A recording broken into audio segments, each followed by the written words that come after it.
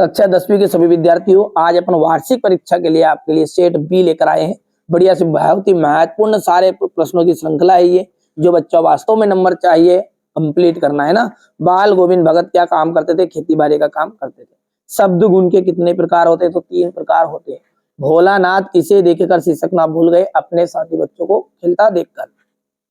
प्रयोगवाद के जनक माने जाते हैं अज्ञे।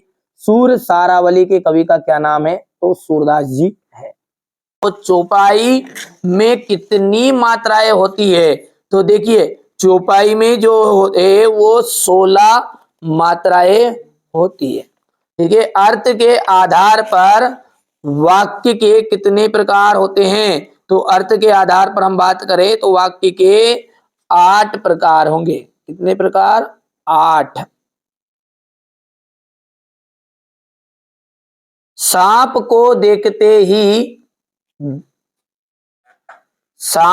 देखते ही जो बच्चे थे वो भाग गए थे। ठीक है। तुलसीदास जो है वो राम भक्ति शाखा के श्रेष्ठ कवि है। कौन सी भक्ति शाखा के? राम भक्ति शाखा के श्रेष्ठ कवि है। महाकाव्य में जीवन का विस्तृत चित्रण होता है, या फिर हम बोल सकते हैं संपूर्ण चित्रण होता है। छंद जो होते हैं वो 2 प्रकार के होते हैं। छंद कितने प्रकार के होते हैं? 2। बाल गोविंद भगत का जो बेटा था वो सुस्त तथा बोधा था। कैसा था? बोधा। चलिए अब आगे देखते हैं। और अब है सही जोड़ी। उस नाटक के सम्राट जो है वो जयशंकर प्रसाद जी है। राम वृक्ष बेनीपुरी का मिलान आपको करना है। यहां से देखिएगा, राम वृक्ष बेनीपुरी का आपका हो जाएगा पिता के फूल। परिणाम वाचक, इसका क्रिया परिणाम का बोध मिलान करना है। हिरोशिमा रेलगाड़ी पे लिखा हुआ है ना, काव्य था ये। और वाराणसी हमारे जयशंकर प्रसाद का जन्म स्थान। और आवश्यकता से अधिक की बात चढ़ाकर कहेंगे तो हो जाएगा आपका अतिशयोक्ति अलंकार। यहां से देखिए, एक वाक्य में उत्तर है। ठीक है। एक से अधिक अर्थ व्यक्त करने वाले शब्दों को क्या कहते हैं? अनेकार्थी शब्द कहा जाता है। क्या कहा जाता है? अनेकार्थी शब्द। चलिए तो यहां पर लिख दिया है ये। ठीक है। ड्राइवर कम गाइड का जो नाम है वो आएगा जितेंद्र नारगे।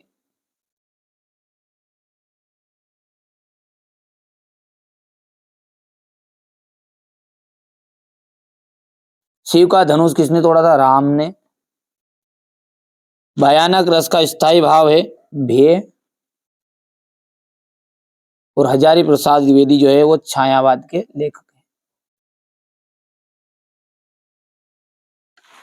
ठीक है भैया।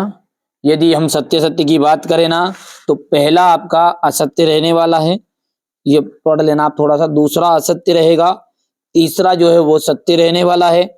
चौथा आपका गलत रहेगा। चौपाई छंद में 16 मात्राएं होती, तो यहाँ पर देखिए 24 बोल रहा है, तो ये असत्य रहेगा। और बाल गोविंद भगत का जाएगा ये असत्य, है ना, ग्रस्त थे वो। चलिए अब यहां से अपन क्वेश्चन नंबर 6 इसको बढ़िया से समझते हैं ना। चलिए तो यहां से अपना क्वेश्चन नंबर ये 6 है। भगत ने अपने बेटे की मृत्यु पर अपनी भावनाएं किस तरह व्यक्त की? ठीक है, ये छोटा हो गया थोड़ा सा, ये यहाँ पर। ठीक है भैया। चलिए इसके बाद में इसी का थोड़ा, बिस्मिल्लाह खां के व्यक्तिगत की कौन कौन सी विशेषताएं आपको प्रभावित किया?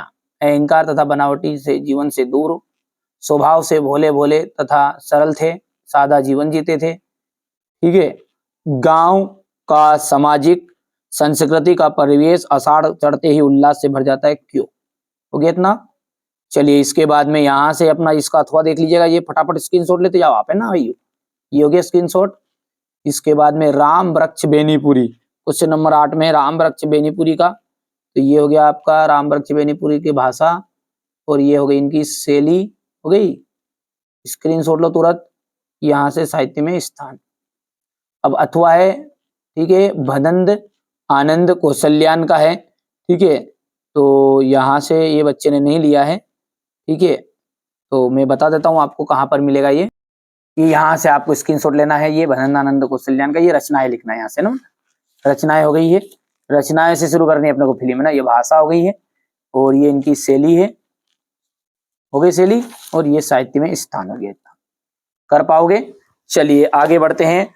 और अगला जो क्वेश्चन है वो क्वेश्चन नंबर 9 है, जो कि कुछ इस तरह का आपका रहेगा, थोड़ा सा बड़ा करना पड़ेगा इसको, ये है ना। क्वेश्चन नंबर 9 हो गया ये क्वेश्चन नंबर 10 है आपका, ठीक है भैया, हो गया 10 अथवा हो गया, सॉरी, ये क्वेश्चन नंबर 10 है आपका। ठीक है। इसके बाद में है आपका यहाँ से ये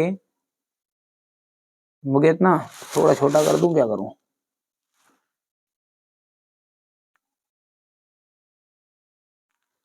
है ना, हो गया इतना।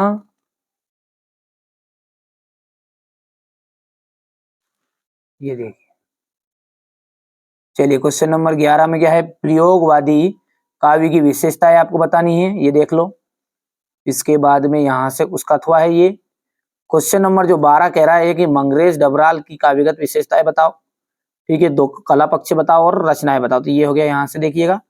और यहाँ से इनका ये भाव पक्ष हो गया है और ये कला पक्ष हो गया है, ठीक है भैया। इसके बाद में ये साहित्य में स्थान। अब सूर्यकांत त्रिपाठी निराला का, सूर्यकांत त्रिपाठी निराला का इतना हो गया ये भाव पक्ष देख लीजिएगा इनका, ठीक है। 2 से 3 लिख देना बस है, 2 लिख देना बस, एक तो ये प्रेम और सौंदर्य और प्रकृति चित्रण बहुत है, ज्यादा लंबा चौड़ा करने की जरूरत नहीं है। ये क्वेश्चन नंबर आपका 13 देखो, लक्ष्मण के द्वारा वीर योद्धा की संदर्भ में कौन कौन सी विशेषताएं बताई गई है, क्योंकि कबीर कभी भी अपनी वीरता का वर्णन नहीं करता, वीर कभी भी अपने ऊपर अभिमान नहीं करता और विनम्र तथा धैर्यवान गंभीर होता है। कवि के अनुसार फसल क्या है, फसल क्या है, नदियों का पानी का जादू है, किसानों के हाथों की महिमा है, भूरी काली संदली मिट्टी का गुणधर्म है, सूर्य के किरणों का परिवर्तन है तथा हवा की तिरखन पर सिमटा हुआ संकोच है। यहाँ से देखिए होली के आसपास प्रकृति में कौन कौन से परिवर्तित दिखाई देते हैं। ये यहाँ से देखिए कविता का शीर्षक उत्साह क्यों रखा गया है। फिर यहाँ से पाठ्य मुक्तक और गेय मुक्तक में अंतर है। वीर रस का की परिभाषा लिखते हुए उदाहरण देना है। दोहा छंद, ये देखिएगा दोहा छंद की कितनी मात्राएं होती है। पुनरोक्ति प्रकाश अलंकार, ठीक है भैया। यहाँ से देखेंगे कहानी और उपन्यास में अंतर है। एकांकी किसे कहते हैं, 2 एकांकीकारों के नाम बताइएगा। मैंने वादा किया आपको अच्छे नंबर दिलाऊंगा, तो दिलाऊंगा ही दिलाऊंगा। मेरे द्वारा जो पेपर बताए जा रहे हैं 6 paper model paper most important है, बिल्कुल आप तो संकोच मत करिए, इन्हीं में से आपका फंसेगा, आजमा के देख लेना भले, है ना। ये 18वें का संदर्भ प्रसंग हो गया और ये व्याख्या हो गई। इसके बाद में ये अथवा वाला है संदर्भ प्रसंग और ये व्याख्या हो गया। इतना बढ़िया से ले लो स्क्रीनशॉट, है ना। एक बार ऐसा हुआ था कोचिंग में, बच्चे कह रहे थे, क्योंकि जिस तरह आप देखते हैं वो भी कभी कभी ये ऑफलाइन कोचिंग जो बच्चे देख लेते हो, कहते कि इतनी इतनी जल्दी बताते हो ना सर आप, तो कि बिल्कुल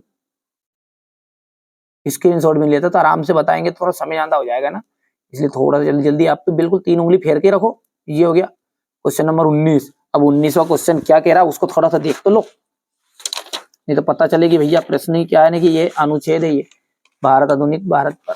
तो इसके बाद में क्वेश्चन नंबर 20 आएगा ना, ये क्वेश्चन नंबर 19 हो गया है। इसके बाद में ये कंप्यूटर का जादू अथवा इसका हो गया इतना, पहला स्क्रीनशॉट लेते जाओ। इसके बाद यहाँ से लो ये, फिर इसके बाद में ये खत्म, फिनिश हो गया मामला। अब ये क्वेश्चन नंबर 20, तो ये यहाँ पर मैंने पेपर में से स्क्रीनशॉट ले लिया था, ये इसका अथवा है, हो गया। यहाँ से ये संदर्भ प्रसंग हो गया, व्याख्या हो गई, हो गया इतना। यहाँ से ये इसका अथवा वाला है।